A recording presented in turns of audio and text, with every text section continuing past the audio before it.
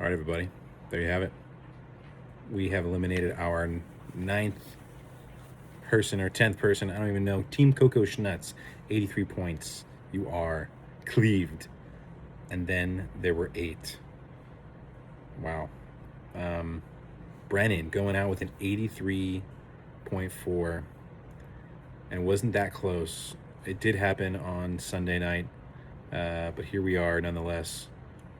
70 fab left in the grave, averaging 90 points. Team Coco Schnutz giving up Daniel Jones, Derrick Henry, a bunch of other dudes. Who is going to get them? We shall see. Some decent guys on here, but we're now in the realm where there's some really good teams, and we'll see who ponies up to get the ones that really are going to be starters and difference makers moving forward. There is 8 teams left. We have people ranging from $0 to 300 plus. And what we've done in the previous weeks doesn't mean a thing. We've got Max, Team OMFR, Schmark, Team Fobake, Forrest, David, Murray Be Chopped, and Anthony Laporta Potty Chubb, Goots. We got Lair Bomb and Voodoo Mama Juju, and Dylan Farmer Branch in the weekly Queefer. Also rounding out with the most points is Acme Beheadings Co. in Cam Owen. Wow, let's dive into it. We can finally get a one sheet of who all these teams are. Some of them have not been in the danger zone, and some of them have really avoided all sort of top place finishes. They've just been getting their average points. Guys like Voodoo Mama Juju and Phobe have just been clearing the danger zone. Let's take a look at them from lowest amount of waiver dollars left to highest. So let's go into Voodoo Mama Juju with $0 fab left. He's got Jared Goff, Saquon, Genti, JJ, Ekbuka, Ekbegbo, Pitts, Rashad White, AJ Brown, with Dak on his bench, Travion and Kyle Monangai. I don't think he's necessarily going to see. He's got CeeDee Lamb and Jake Ferguson. That's nice. This is a really good team.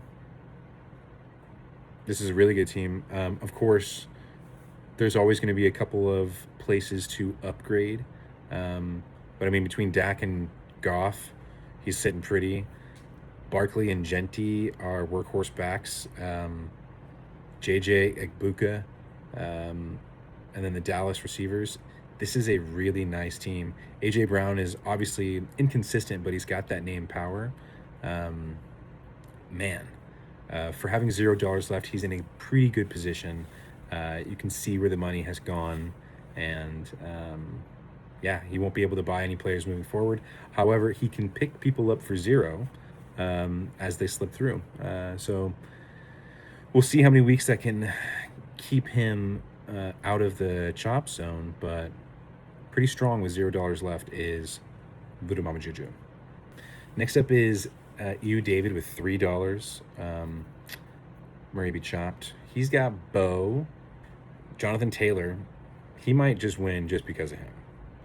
But David's kind of seen the chop zone as of recently, and he could upgrade in some of these positions. Had some points on the bench this week, but it's hard to trust some of these guys. So with $3 left, Dave, I'm sorry, but you're kind of in a similar position where you won't be able to pick up too many people without, $0 bids. But you have ultimately the MVP and the hottest wide receiver in the game right now. I think David's feeling on edge, but you got to be happy when you have the MVP. Phobe with $55 left. He's really been sneaking through where, he might not have the most points averaged every week, but he is really not seen the danger zone since week 1 or 2. It's been early on. And that's probably because of Achane, Puka, Jacobs, who's just been automatic getting touchdowns. Alec Pierce has quietly just been getting double digits without a touchdown until this week. Even Mark Andrews has had a resurgence. And he's even got Baker, who, has had a great year. It's just, he's in that top 5 QB conversation, even against the tough schedule that he's had. So yeah, of course, Garrett Wilson getting a goose, and guys like Tyrell McMillan just kind of being pretty pedestrian. Probably a look to fill that. Let's see who he's got on his bench. He's got Stafford, who, makes sense to start him moving forward. Juwan Jennings had a good game. Jameson Williams, I dropped him 2 weeks ago, and he's just been on fire ever since. So he could probably plug him in if you really needed to kind of fill a position there between Tet and Garrett. He's got a lot of consistent boom style players, and Bobe, tip my cap. It's looking good for you. The weekly Cleaver with 110 fab left. He's got Hurts, Gibbs, who just went off, Kamara, who's been pedestrian, Wandale, who's been pedestrian, yet you kind of like it for someone for $0. DJ Moore with an unexpected goose after having a great week last week. I started him too in the LOD. Trey McBride with a big boost. Kamani Vidal with the red light, green line hit. And Tyrone Tracy, who probably is being looked to get swapped out of his starting roster soon. Let's see who he's got. He's got DeMarcado, big Arizona guy I know. Ramondre, who could come back and kind of fill in that flex position too. Jamar Chase on a bye. Okay, so he will be able to fill at least 2 of these guys in. He's got Benson in his IR and Evans on the IR as well. So they're going to slide right into that Wandale role and the Tracy role. He's going to be A-OK. He's going to fit into that DJ Moore role, most importantly. Can't have a goose. But otherwise, a pretty strong roster. Let's see how he fares down the stretch when Hampton comes back in that Chargers offense. But yeah, some big names in here that can boom for sure. Let's look at my roster. I have 115 fab left. I got Herbert, McCaffrey, Walker, Odunze, who finally came back to the planet that he was playing on. Addison, Loveland. I shouldn't have started him over Kittle. I felt like that matchup was going to be a big boom, and I didn't start Caleb in the last game, and I felt like I missed out. McConkey and Drake London have really been carrying me in those flex positions, but I'm just not really loving my RB2. I'm really waiting for Bucky Irving to get back in. And yeah, really, Ken Walker's a hard play. Charbonnet's getting all of that touchdown work, and I'm feeling like I'm missing it every single week. But I'm getting just enough within some of my guys who get me over the hump there. McCaffrey's just been a good staple that I've staked my team on, and I feel like as long as he can stay healthy, I've got a chance to not get last every week with some of those guys. With 115 in my fab left, I am also in that middle tier zone where that middle tier. I can maybe get 1 or 2 more guys, but let's be real, some of these inflations just really do have to come down for there to be some smart acquisitions, especially with 8 weeks left. These guys with bigger budgets are just going to kind of, I don't know, we'll see how they play it. They could play it real safe and hope that they don't get chopped, or they go out and they get Derrick Henry and they get these guys every single week that are in like the top 3 players in everyone's lineup, and they'll start to accumulate a really top tier roster. So after 115, let's look at the Porta Potty Chubb, Anthony. He's got $170 left. He's got Allen and Cook. When they don't do well, he doesn't do well. Jalen Warren put up 10. Amon-Ra, who looks like a top 5 wide receiver on the year, top 1 maybe. but he's got to be happy about most of this roster. Jackson Dart on the bench. You would probably start putting him in now that he's been the first quarterback to score a rushing touchdown in every one of his games. I think there was some sort of record there for consecutive rushing touchdowns as a rookie, maybe. He's got Bill. He needs an upgrade there for sure. Yeah, I think he needs to invest a little bit moving forward. Yeah, he really needs a wide receiver bag too, because even Darius Slayton as your number 2, it's not a great look. I guess Pickens would be the 2. McLaurin just hasn't been him this year. It's been a rough year for Terry.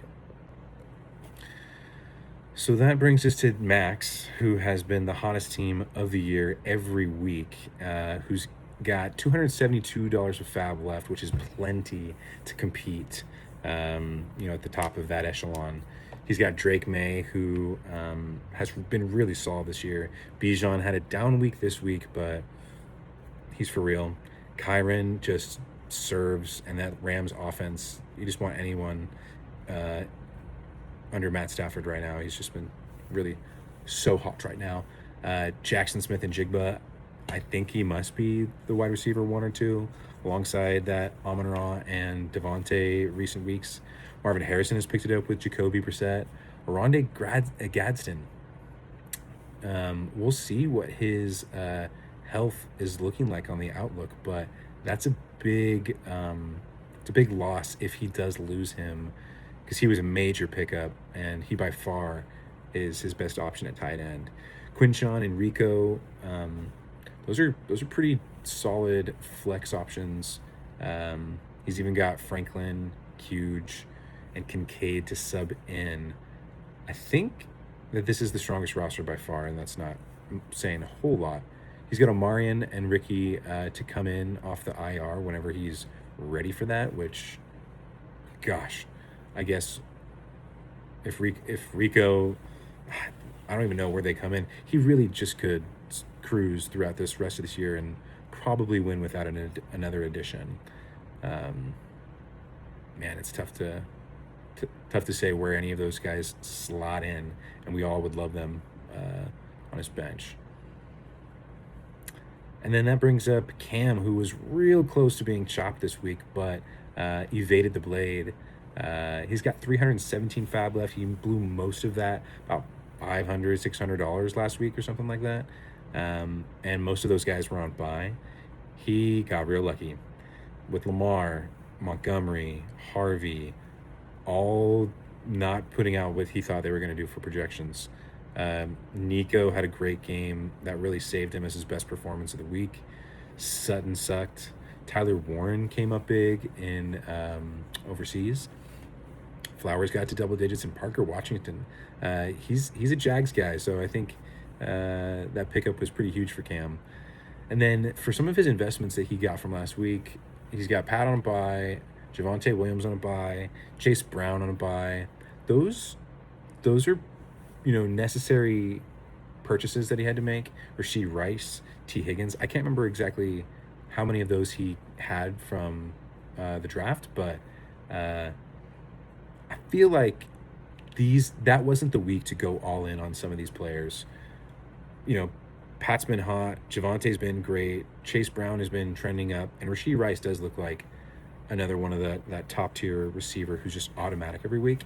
However, I don't know, I feel like these guys are a little trendy versus just like surefire studs, but he needed to spend the money and he needed to try to get safe.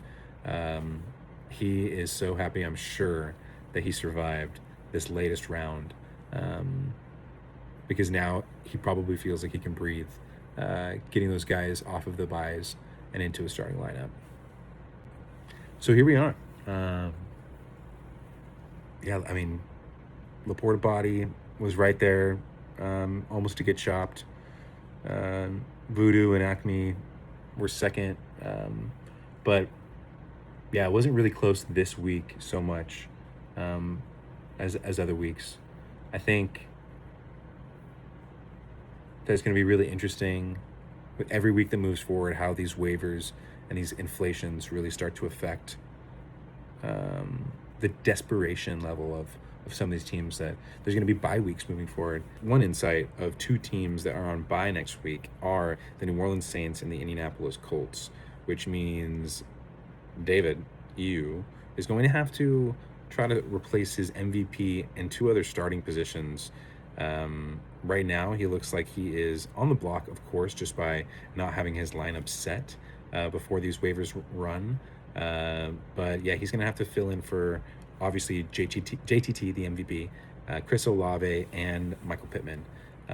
He's going to be able to do that with at least 12.5 points from Devontae on projection, probably Romeo Dobbs for another 10 points, and Tyler Algier, who's been actually working in a serviceable role behind Bijan. So we'll see. That should give him an extra 25 points at minimum to get him into that 95, almost 100 range. So I think when he sets his lineup, he'll be all right. Some of his matchups next week don't look great. Keenan hasn't been looking great, but when you have Devontae Adams, you're feeling pretty good. We'll see if that is a red light game for him after being just so green for so long.